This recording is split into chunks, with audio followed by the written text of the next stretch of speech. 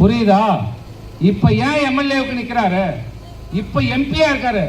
பிளைட்ல போனா ஃப்ரீ, அங்க போயிட்டு கெஸ்ட் ஹவுஸ் இருக்குது, எல்லாம் இருக்குது, எல்லா சலுகையும் இருக்குது. எம்பியா இருக்கணும், ஏதாவது ஒரு பதவி. தோத்தீங்களா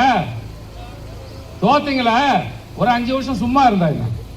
அப்ப பலவீனமான பொதுச் செயலாளரை கொண்டிருக்கிறது இப்போதைய அதிமுக. பலவீனமான பொதுச் செயலாளர். அந்த கட்சிக்கு எடப்பாடி பொதுச் செயலாளர் மட்டும் பொதுச் செயலாளர் கிடையாது, பழனிசாமி மட்டும் பொதுச் செயலாளர் கிடையாது.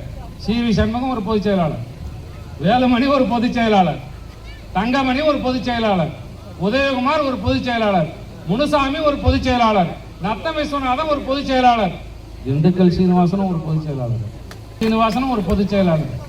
புரியுதா உங்களுக்கு? இப்ப அமமுகவினுடைய தினகரன் எதுக்கு உள்ள போயிருக்காரு? இவரை காலி பண்ணிட்டு நம்ம கட்சியை பிடிக்க முடியுமான்னு தினகரன் உள்ள போயிருக்கிறாரு. அதை சமாளிக்கிறத விட்டுட்டு, அதை சமாளிக்க துப்பு கிடையாது. நாங்க பெரிய கூட்டணி அமைச்சிட்டோம் 5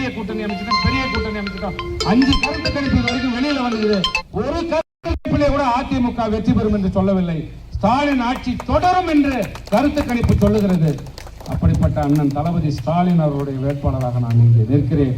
தயவு செய்து எதிரணியிலே நிற்கிற சி.வி. சண்முகம் அவர்கள் பதவி வெறி பிடித்தவர். இப்பொழுது எம்பியாக இருக்கிறார். இன்னும் 4 வருஷம் பதவி இருக்குது.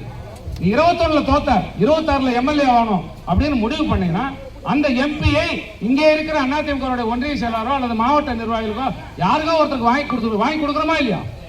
எம்பியும் நான் தான் இருப்பேன், எம்எல்ஏவும் நான் தான் இருப்பேன், மாவட்ட செயலாளரும் நான் தான் இருப்பேன். எதுவா இருந்தாலும் நான் தான். கிராமத்தில் சொல்லுவாங்க பாரு, சாவு கூட இருந்தா நான் பணமா இருக்கணும், கல்யாணம் கூட இருந்தா நான் மாப்பிள்ளையா இருக்கணும்னு சொல்லுவாங்கல்ல. அது போன்ற பதவி வெறி பிடித்தவர் சி.வி. சண்முகம் அவர்கள்.